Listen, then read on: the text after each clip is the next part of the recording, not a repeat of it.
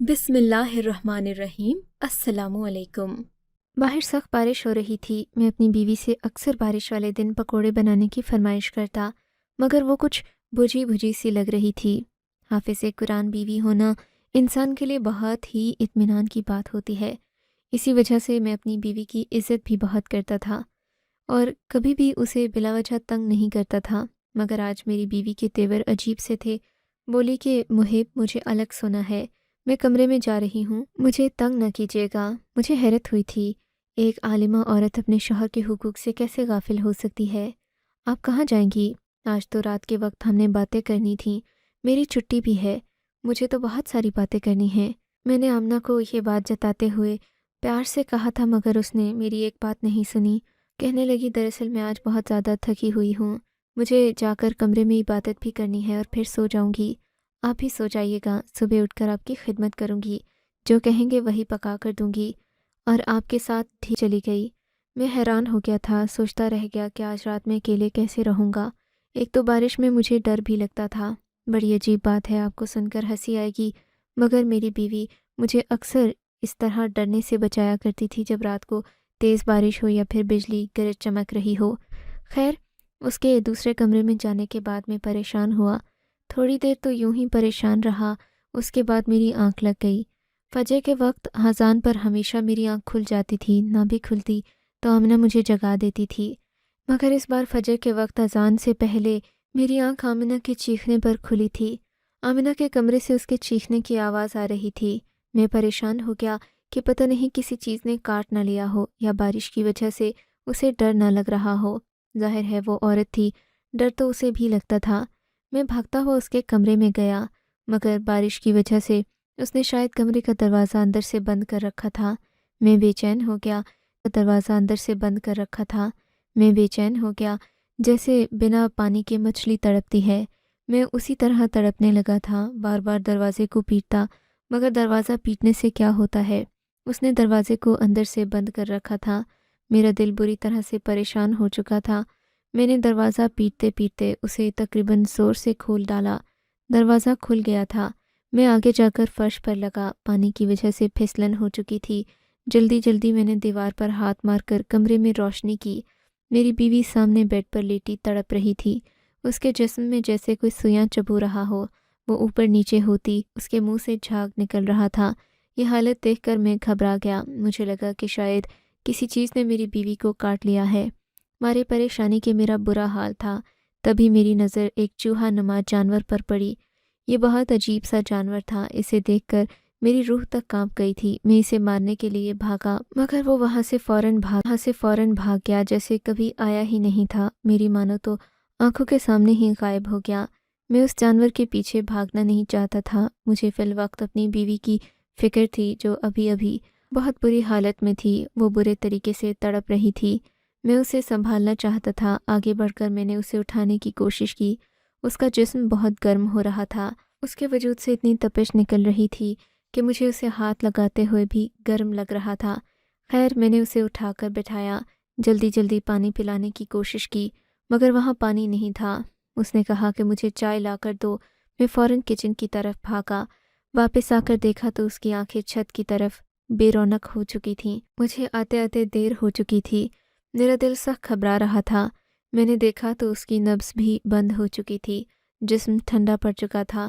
یہ حالت دیکھ کر میری تو مارے پریشانی کی روح نکل گئی اور آنکھیں پھٹی کی پھٹی رہ گئیں۔ میں اپنی بیوی کو بس دیکھ ایسے ہو جائے گی، یکدم مجھے چھوڑ کر چلی جائے گی۔ میرا دل مارے گھبراہٹ کے پھٹنے لگا تھا۔ میں اپنی بیوی کو یاد کر کے رونے لگا۔ وہ میرے سامنے، آنکھوں کے سامنے جان دے گئی تھی اور میں بے بسی سے بس دیکھتا رہا۔ پتہ نہیں صبح کیسے ہوئی، میں اس کے وجود کے پاس بیٹھا روتا رہا۔ اپنی شادی کے دنوں کو یاد کر کے میری آنکھوں میں آنسو آ رہے تھے۔ میری بیوی میں کسی چیز کی کمی نہیں تھی۔ آج بھی مجھے اپنی شادی کی رات یاد آ رہی تھی، جب وہ دلہن بنی میرے سامنے بیٹھی، مجھ سے باتیں کر رہی تھی۔ اس نے مجھ سے بہت بار باتیں کیں، وعدے کیے، کہا کہ ہم ساتھ جیے مریں گے۔ مجھے اس کے وہ وعدے یاد آنے لگے۔ میرے دل میں سخت درد تھا۔ ہم نے تو ایک ساتھ مرنے کی قسمیں کھائی تھیں، مگر ہم یہ بھول جاتے ہیں کہ مرنا اور مارنا اللہ کے اختیار میں ہے۔ اس کے اختیار کے بغیر، اس کے حکم کے بغیر تو ہم اپنی جان بھی نہیں دے سکتے۔ میرا دل پریشان تھا۔ میں نے اپنے گھر والوں کو فون کر دیا، انہیں بتا دیا کہ آپ لوگ آ جائیں، میری بیوی کی موت واقع ہو چکی ہے۔ میرے گھر والے الگ رہتے تھے کیونکہ میری شادی کے کچھ عرصے بعد ہی ایسا ہوا تھا کہ ہمارے گھر میں بہت زیادہ بچے قرآن پاک حفظ کرنے کے لیے آتے تھے۔ پورا دن گھر میں شور سا لگا رہتا تھا کیونکہ میں اپنی بیوی کی بہت زیادہ حمایت کرتا تھا۔ میں اسے کبھی بھی بچوں کو پڑھانے سے نہیں روکتا تھا، پھر وہ بھی یہی کہتی کہ بچوں کو قرآن حفظ کروانا صدقہ جاریہ ہے، اسی لیے میں بچوں کو گھر بلاتی ہوں۔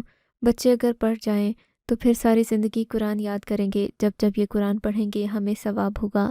میں اپنی بیوی کی ان باتوں کو سمجھتا تھا، مگر اصل مسئلہ تو یہ تھا کہ میری بیوی نے کچھ عرصے کے بعد بچوں کو چھٹی دے دی اور عورتوں کو بلانا شروع کر دیا۔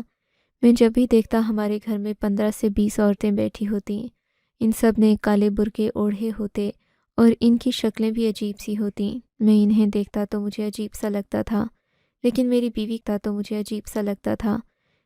بیوی کا کہنا تھا کہ اب وہ بچوں کی بجائے عورتوں کو قرآن حفظ کرواتی ہے، کیونکہ قرآن عورتوں کو بھی آنا چاہیے کہ وہ اپنے آگے والی نسل کی تربیت کرتی ہیں۔ میں اپنی بیوی کی ان باتوں سے خوش ہوتا تھا کہ چلو میری بیوی اب بڑی عورتوں کو پڑھاتی ہے، گھر میں پہلے جیسا شور نہیں رہتا تھا۔ آہستہ آہستہ میری بیوی نے ان عورتوں کو ایک کمرے تک محدود کر دیا۔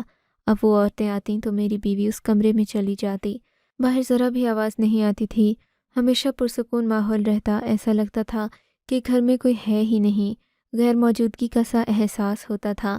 میں اپنی بیوی کی باتوں کی وجہ سے پریشان بھی تو ہوتا، لیکن اب خوش ہوتا تھا کہ محلے میں سب لوگ میری بیوی کی عزت کرتے تھے، مگر ایک صدیقی صاحب تھے جو میری بیوی کے بارے میں صحیح باتیں نہیں بولتے تھے۔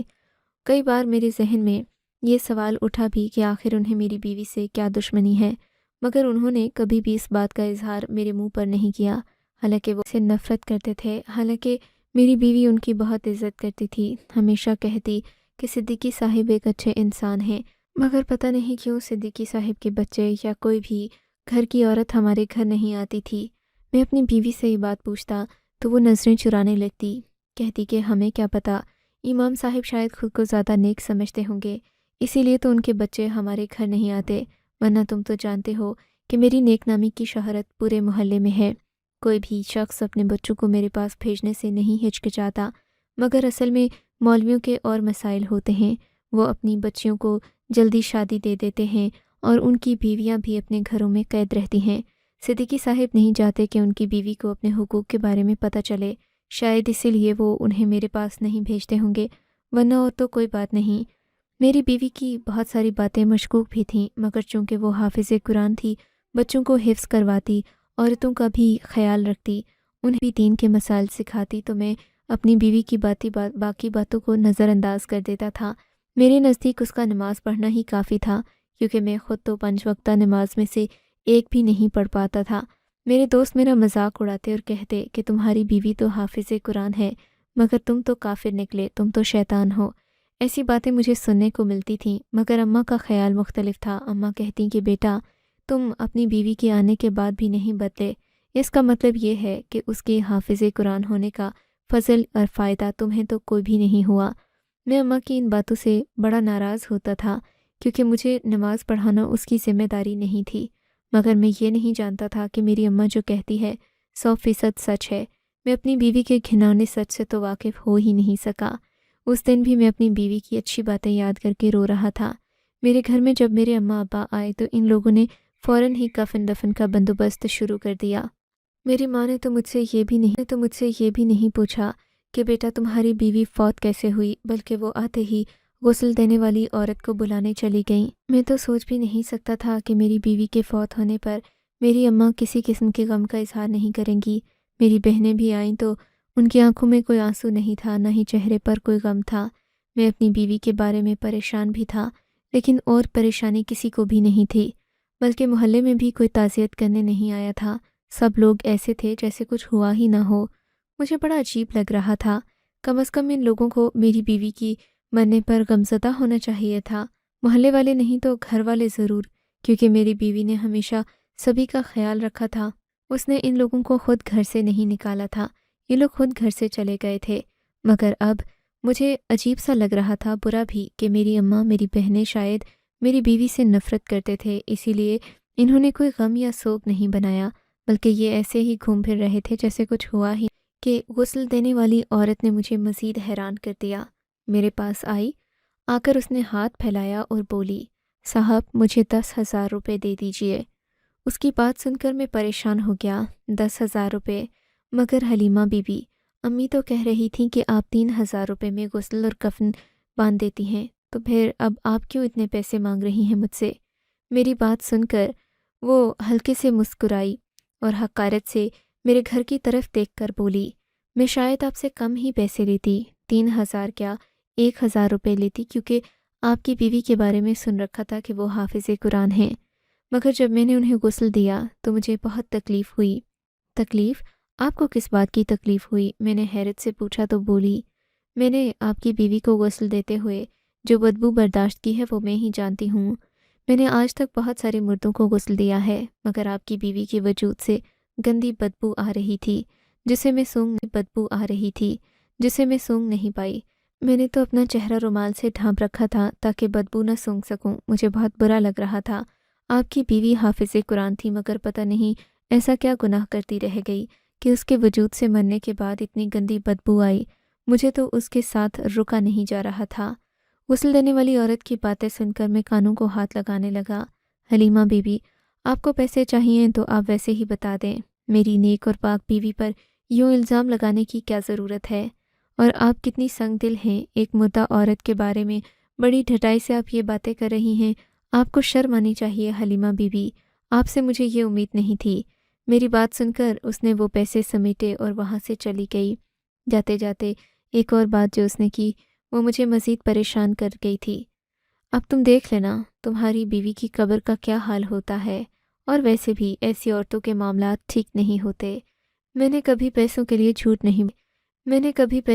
جھوٹ نہیں بولا۔ میں مردوں کو غسل دینے والی عورت ہوں۔ میں سمجھ جاتی ہوں کہ میرے ساتھ بھی وہی کچھ ہوگا جو میں اس دنیا میں لوگوں کے ساتھ کروں گی۔ میں ہر روز لوگوں کو مرتے دیکھتی ہوں۔ میرے دل میں بہت مضبوط ایمان ہے، مگر تمہاری بیوی بس نام کی ہی حافظ قرآن تھی۔ اس نے پتہ نہیں ایسا کیا گناہ کیا کہ اللہ نے اس کی لاش کو عبرت کا نشان بنا دیا۔ ابھی تو تم بعد میں دیکھو گے، اللہ کرے اس کے معاملات اچھے ہوں، مگر جو کچھ میں نے دیکھا وہ بہت بھیانک تھا۔ یہ کہہ کر وہ وہاں سے چلی گئی۔ پتہ نہیں انہوں نے ایسا بھی کیا دیکھ لیا جو وہ اتنی باتیں کر رہی تھیں۔ مجھے برا بھی لگا تھا۔ میں نے ان سے کوئی اور بات نہیں کی تھی، بس خاموشی سے انہیں پیسے دے دیے۔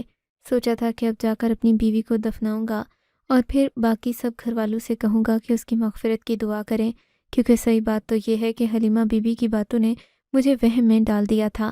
دوپہر کے تقریباً 1 بجے تھے۔ بارش اب رک چکی تھی۔ موسم بھی سہانا ہو گیا تھا۔ یہ تقریباً اپریل کا مہینہ تھا۔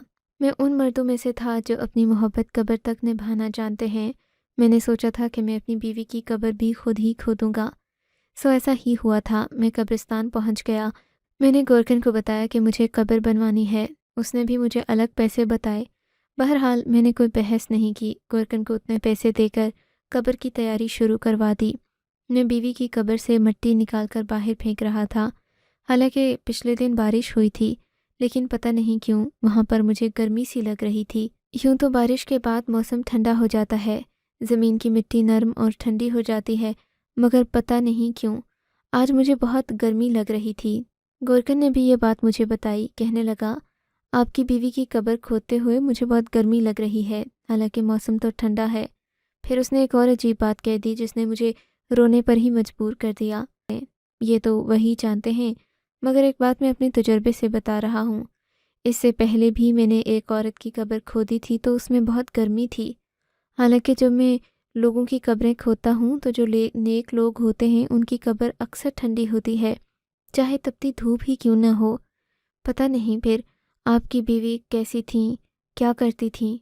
اس کی بات سن کر میری آنکھوں سے مسلسل آنسو بہنے لگے۔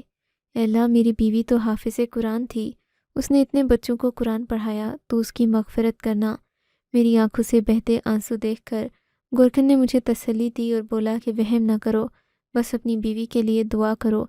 وہ تو نہیں جانتا تھا کہ میری بیوی حافظ قرآن تھی، مگر میں اچھے طریقے سے جانتا تھا کہ میری بیوی نے ساری عمر ریاضت کی، اس نے بچوں کو قرآن پڑھایا۔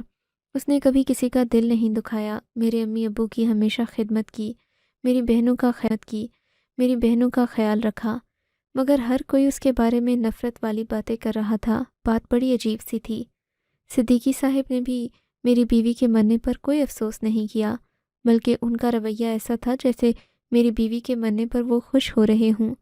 صدیقی صاحب کا اور میری بیوی کا رشتہ میری نظر میں ہمیشہ مشکوک ہی رہا تھا۔ وہ ہمیشہ ان کی تعریف کرتی اور صدیقی صاحب میری بیوی پر کبھی بھروسہ نہیں کر پائے۔ زندگی بھر انہوں نے اپنی بیٹیوں یا بیوی کو ہم سے ملنے نہیں دیا، حالانکہ وہ ہمارے رشتہ دار بھی تھے۔ بہرحال میری بیوی کی تدفین کا مرحلہ آ گیا تھا۔ میں نے بیوی کو دفنایا، میرے گھر والوں نے بھی کوئی مدد نہیں کی۔ سب کے چہرے ایسے اترے ہوئے تھے جیسے انہوں نے میری بیوی کو پتہ نہیں کیا کرتے دیکھ لیا ہو۔ مجھے ان سب پر غصہ آ رہا تھا۔ انہیں چھوڑ کر میں اپنے گھر واپس آ گیا۔ گھر آ کر میں اس کمرے میں گیا جہاں آخری رات میری بیوی بیٹھی تھی اور جہاں اس کو اس جانور نے کاٹا تھا۔ میرا دل بہت پریشان تھا۔ میں اپنی بیوی کی خوشبو سونگھنے کے لیے اس کمرے میں گیا تھا، کیونکہ وہ ہمیشہ ایک مخصوص خوشبو لگائے رکھتی، عطر کا استعمال کرتی تھی۔ مگر آج اس کمرے میں جاتے ہوئے مجھے مختلف احساس ہو رہا تھا۔ وہاں سے مجھے ایک عجیب سی بدبو آنے لگی۔ میں پریشان ہو گیا۔ کیا پتہ میری بیوی کے جسم پر، کپڑوں پر ایسی کوئی چیز لگی ہوئی ہو جو حلیمہ بی بی نے یہ بات کی ہو۔ میرے دل میں آیا تو میں نے پورا کمرہ چھان مارا، مگر مجھے کوئی چیز نہیں ملی۔ ایسا تو وہاں کچھ بھی نہیں تھا، مگر کمرے سے آنے والی بدبو اتنی عجیب سی تھی، ناگوار سی تھی کہ مجھے وہاں سے نکلنا پڑا۔ مجبوراً اس کمرے کو بند بھی کرنا پڑا، کیونکہ کمرے سے واقعی میں عجیب ناقابل برداشت بدبو آ رہی تھی۔ میں باہر آ گیا۔ باہر آ کر میں نے ادھر ادھر دیکھا۔ میں اپنے کمرے میں واپس آ گیا۔ مجھے صدیقی صاحب کی بار بار یاد ستا رہی تھی۔ میں ان سے ملنا چاہتا تھا، پوچھنا چاہتا تھا کہ وہ میری بیوی سے نفرت کیوں کرتے تھے۔ میری بیوی کی قبر پر جو کچھ مشکوک لگنے لگا تھا۔ ایسا لگا جیسے انہیں کوئی بات پتہ ہوگی، انہیں میری بیوی سے نفرت کی وجہ معلوم ہوگی، کیونکہ بظاہر تو ایسی کوئی وجہ نہیں تھی۔ میری بیوی سب کو ہی قرآن پاک پڑھاتی تھی، سب کو پردے کی تلقین کرتی، لیکن محلے والوں کی خاموشی، ان کی نفرت مجھے کاٹ رہی تھی۔ صدیقی صاحب سے ملنے تو مجھے کل جانا تھا، مگر اس رات ایک ایسا واقعہ ہوا جس نے مجھے اپنی بیوی کے بارے میں مزید مشکوک کر دیا۔ میرے گھر کے دروازے پر دستک ہوئی۔ دروازہ کھولا تو سامنے آدم کھڑا تھا۔ وہ ہمارے گھر کے ساتھ ہی رہتا تھا۔ اس کی میرے ساتھ خاص دوستی تھی۔ اس نے بھی میری بیوی سے بچپن میں قرآن پڑھا تھا۔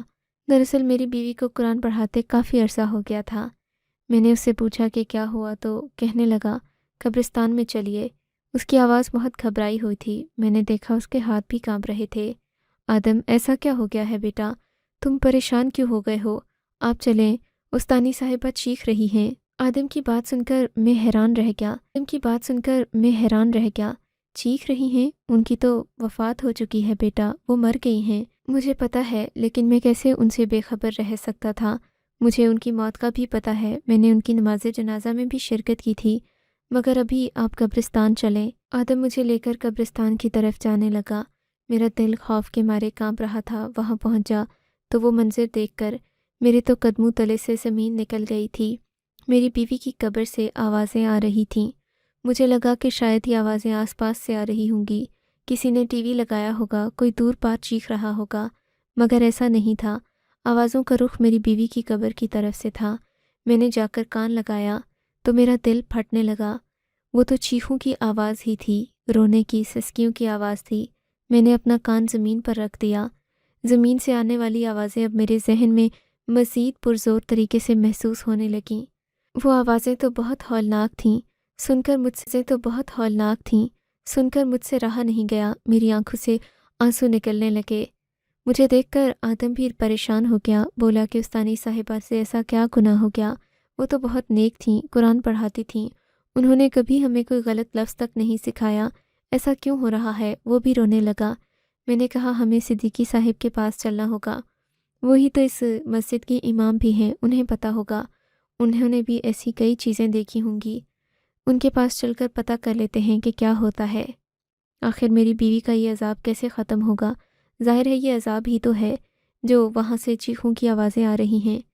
میری بات سن کر آدم نے بھی ہاں میں سر ہلایا اور بولا کہ چلیں، میں آپ کے ساتھ چلوں گا، لیکن ایک بات یاد رکھیے گا، صدیقی صاحب کے سامنے اپنی بیوی کی تعریف مت کیجیے گا، وہ ان کا نام لیتے ہی بہت غصے میں آ جاتے ہیں۔ میں نے کہا کہ ٹھیک ہے، میں ایسا ہی کروں گا۔ صدیقی صاحب کے پاس پہنچ کر میں نے سارا احوال سنا۔ میں نے تو تمہیں پہلے ہی کہا تھا کہ تم اپنی بیوی سے کہو راہ راست پر آ جائے۔ اس وقت تمہیں میری باتیں بری لگتی تھیں، تم سوچتے تھے کہ یہ مولوی بہت قدامت پسند ہے، تمہیں یہ لگتا تھا کہ تمہاری بیوی بہت نیک ہے اور یہ مولوی بکواس کر رہا ہے۔ صدیقی صاحب کی باتیں سن کر مجھے شرمندگی ہونے لگی۔ آپ ایسا تو نہ کہیں، میں نے کبھی آپ کے بارے میں ایسی بات سوچی بھی نہیں، میں ایسا کہنے کے بارے میں تصور بھی نہیں کر سکتا۔ بس آپ کا رویہ مجھے آمنہ کے ساتھ برا محسوس ہوتا تھا، لگتا تھا آپ اسے دکھ دے رہے ہیں۔ تو دیکھ لو بیٹا، اللہ اسے کیسے عذاب دے رہا ہے۔ میں نے اسے بہت بار سمجھایا، اور تم جانتے ہو اس نے قرآن پاک کی تعلیم مجھ سے ہی لی تھی، مگر پھر وہ میرے ہی خلاف ہو گئی۔ جانتے ہو کیوں؟ کیونکہ میں اسے ہمیشہ یہی کہتا تھا کہ جب تم نے قرآن حفظ کر لیا تو تم اس کے فائدوں کے بارے میں نہ سوچو، تم یہ نہ سوچو کہ تمہیں اس سے ملے گا کیا، تم بس اللہ کی رضا کے لیے لوگوں کو پڑھاتی جاؤ۔ مگر اس نے تو وہ کام شروع کر دیا جس کے بارے میں نعوذ باللہ بات کرتے ہوئے بھی مجھے ڈر لگ رہا ہے۔ اس نے قرآن الٹا لکھنا شروع کر دیا تھا بیٹے۔ میں نے اسے کتنی بار اس بات سے باز رہنے کو کہا۔ پہلے تو وہ صرف تجسس میں یہ سب کچھ کرتی رہی، رفتہ رفتہ وہ دوسری طرف چلی گئی، یعنی اس نے کالا علم سیکھ لیا۔ میرا تو دل کانپتا تھا۔